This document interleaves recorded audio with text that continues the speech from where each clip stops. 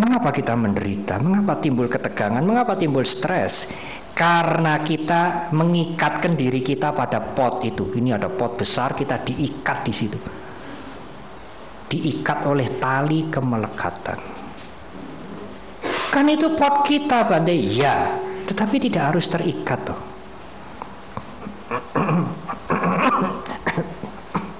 Mengapa dia stres begitu? Mengapa dia menderita begitu? Mengapa dia marah-marah 2-3 hari?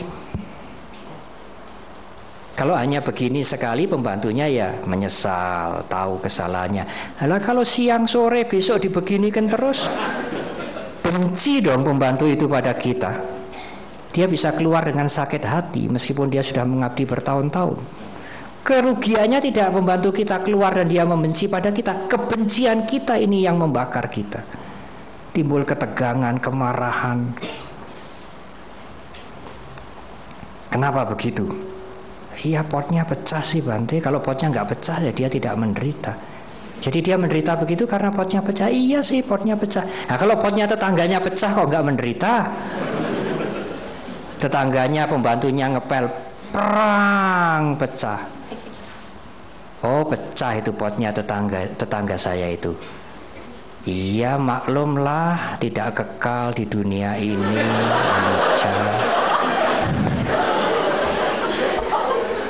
UPK tenang seimbang.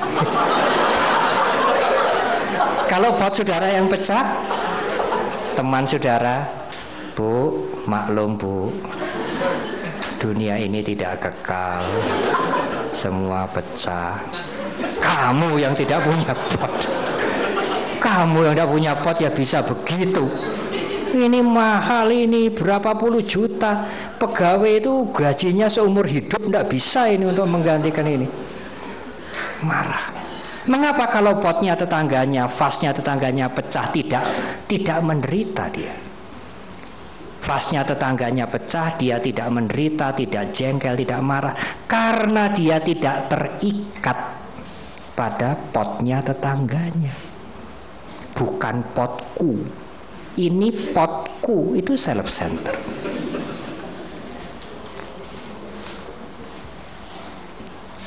Boleh saya kasih buat contoh, boleh? Siapa? Heru. Maaf ya.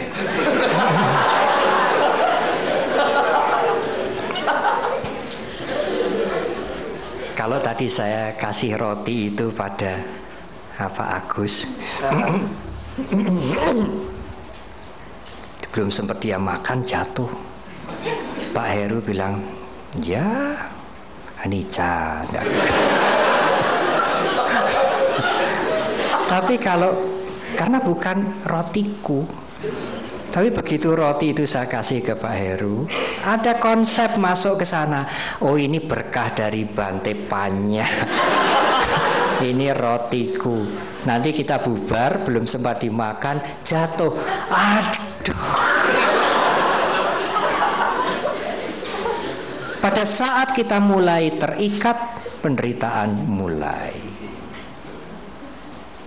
Tapi bukan berarti kita tidak boleh punya apa-apa. Silahkan punya rumah, menambah usaha, menambah mobil, suami, istri, anak-anak, silahkan. Ya, suami satu, istri satu, anak-anak. Itu tadi kalimatnya tidak dipotong.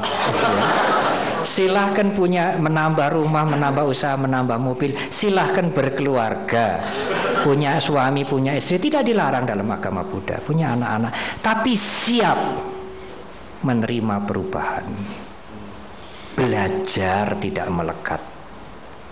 Ya, kita punya keikatan pada mama, papa, anak-anak. Tapi belajar, suatu saat dia akan berubah, akan meninggal, akan sakit, akan sekolah, meninggalkan kita. Siap, mulai sekarang belajar untuk itu. Anda tidak akan menderita. Potnya perang, pecah Bu, pecah. Ya udahlah, mau apa? Gak bisa dilebur lagi, gak bisa ditambal. Lain waktu, kalau bersih-bersih hati-hati ya, yang sudah ya sudah. Bagus toh.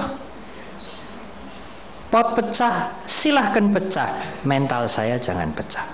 Bagus toh. Rumah suatu ketika bisa rubuh, bisa terbakar, keluarga bisa meninggal mendadak. Kita mau apa? Kalau kita punya latihan belajar tidak melekat, kita akan menghadapi itu dengan tenang, sebagaimana adanya. Kita tidak perlu menderita. Kita tidak harus menderita menghadapi perubahan, meskipun kita belum sotapana, belum arahat. Meskipun penderitaan bisa timbul lagi, kemelekatan bisa timbul lagi. Kalau kesadaran kita tidak kuat, tidak apa, kita latihan terus. Tidak sepenuhnya hidup ini penderitaan, tidak. Sang Buddhanya mengatakan, idangko panyabika wedukang arya sacang saja. Para biku, saya beritahu ya, ada penderitaan di dunia ini. Sudah. Beliau tidak mengatakan semua bentuk hidup yang bagaimanapun penderitaan.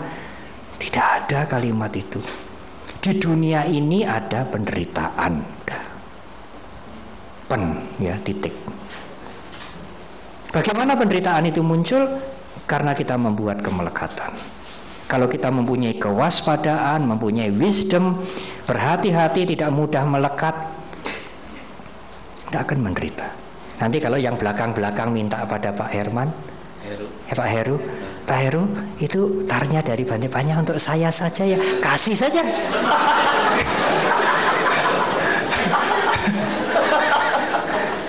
Loh, Anda enggak mau berkah. Memberi itulah berkah sesungguhnya.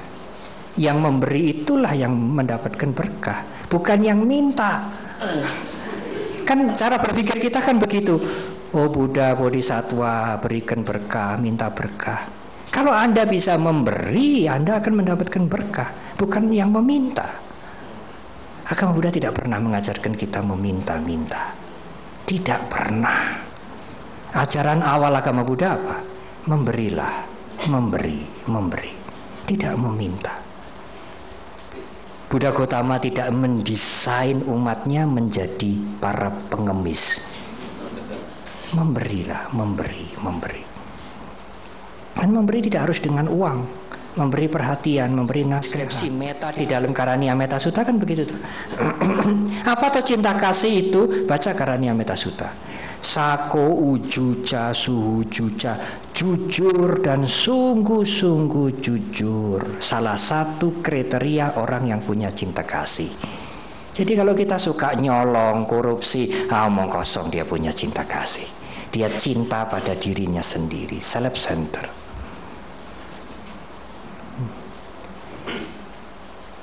Itulah the Buddhist wisdom. Baik punya perusahaan, baik punya mobil, berumah tangga, silahkan manfaatkan maksimal sebelum itu semua menjadi rusak. Jasmani ini pun sebelum rusak manfaatkan maksimal. Tapi pada waktunya rusak, pada waktunya lapuk, rapuh, siap menerima itu. Tidak hanya mengerti perubahan ya, tapi menerima perubahan. Intelektual kita cukup cerdas, mengerti perubahan, tapi mental kita kadang-kadang tidak cerdas menerima perubahan. Pada saat Anda sulit menerima perubahan karena terikat semakin erat, semakin menderita. Pada saat Anda siap melepas, siap menerima perubahan, Anda menjadi orang yang bahagia di dunia ini. Dan kebahagiaan itu tidak bisa diukur dari apa yang kelihatan di luar. Berapa rumahnya, berapa mobilnya, berapa propertisnya. Belum tentu mereka bahagia. Tapi bukan berarti itu haram dalam agama Buddha. Uang dan sebagainya bukan kotor, bukan haram. Itu netral, uang itu netral, rumah itu netral, pabrik-pabrik yang kita punya itu netral. Gunakan itu maksimal. Berusaha untuk tidak terikat. Suatu saat terjadi kerusakan, kelapukan, kehancuran, silakan. Biar pot itu hancur, mentalku jangan hancur. Bu, potnya hancur bu. Hancur, udahlah, biar aja. Loh kenapa bu? Iya emangnya gue pikirin. Hancur ya hancur. Gue pikirin ya mental gue yang hancur kan. Ya, itulah sikap mental seorang Buddhis itu. Saya kira. Sama budaya. Ya. Nama saya Sulastri. Ya, Sulastri. Iya, dari Sinar Budi. Saya mengenai tadi topik ceramah ya, dibilang bahwa kita harus bisa melayani orang lain. Iya. Tapi kadang-kadang kita bisa melayani orang lain, akan semakin banyak orang yang tergantung sama kita. Iya. Akan semakin banyak orang yang meminta dan mengharapkan kita. Iya. Kadang-kadang dalam melaksanakan itu semua, kadang-kadang sampai kita melayani itu merasa yang itu bisa melebihi dari kemampuan kita. Kadang-kadang kita merasa tidak berdaya gitu. Iya, iya. Nah itu juga kalau tidak hati-hati bisa jengkel itu. Iya, bisa jengkel. Iya, iya, betul. Jadi bagaimana menyikapinya gitu loh. Hal-hal tuh seperti itu. Baik, terima kasih Lastri. Ya, pesan saya satu, jangan mau digantung orang, jatuh ntar. Baik, penanya kedua, namanya Pak? Nama budaya, nama saya Tahir. Ya. Tahir. Silakan. Buat orang awam untuk menjalankan atasila. Terima kasih. Atasila ya, baik. Ya, terima kasih Bante. Ya. Sebetulnya dengan apa yang tadi Bante sampaikan gitu ya, dimana kita tuh untuk memberikan satu makna, kita juga lebih banyak memberi kepada orang lain gitu ketimbang meminta, ya kan? Sekarang saya ambil dalam satu contoh kehidupan sehari-hari gitu ya, umumnya gitu, ada juga kita tuh sudah katakanlah memberi, kita memberikan yang terbaik buat orang lain, baik itu dalam hal pekerjaan ataupun di rumah tangga. Namun dalam kenyataannya gitu ya, kadang ada juga orang gitu ya, lingkungan kita tuh nggak mendukung gitu loh Bante. Katakanlah kita sudah melakukan pekerjaan yang terbaik yang kita bisa, namun ada juga orang yang katakanlah tidak suka dengan kita gitu loh. Dimana dia orang udah ini apa namanya tuh melakukan terbaik ya, kok kayaknya tuh mencari muka gitu loh dengan bos gitu ya, supaya apa katakanlah supaya naik promosi atau apa gitu ya. Sepertinya lingkungan itu malah tidak mendukung gitu Bante. Bagaimana Bante? Terima kasih. Ya baik, terima kasih Bante. Senada tadi pertanyaan dari saudari kita, senada dengan yang tertulis ya Bante. Mungkin saya bacakan supaya jangan kecewa. Saya kadang-kadang sering membantu, mengantar dan menemani rekan-rekan di wihara walaupun sampai larut malam. Ini sudah punya jiwa bodhisatwa ya.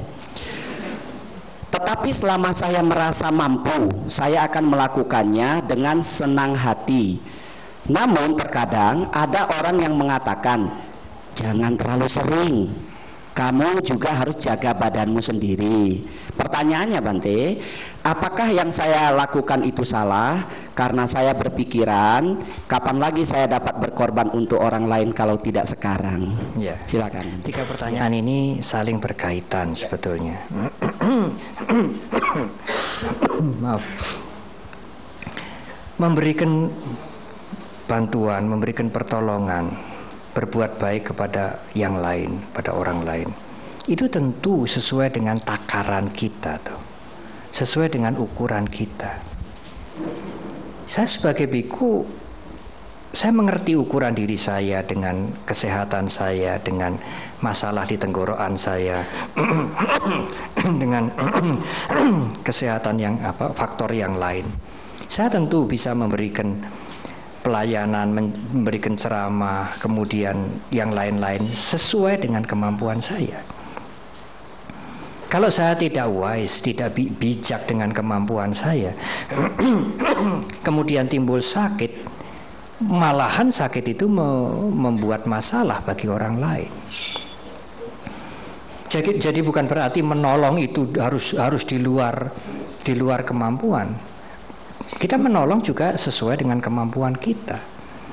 Kalau kita merasa tidak mampu atau belum mampu atau tidak bisa melakukan hal yang seperti itu, kita tidak harus memaksakan diri. Bante ya tidur kalau malam, oh ya tidur saudara. Bante juga makan segala, ya makan.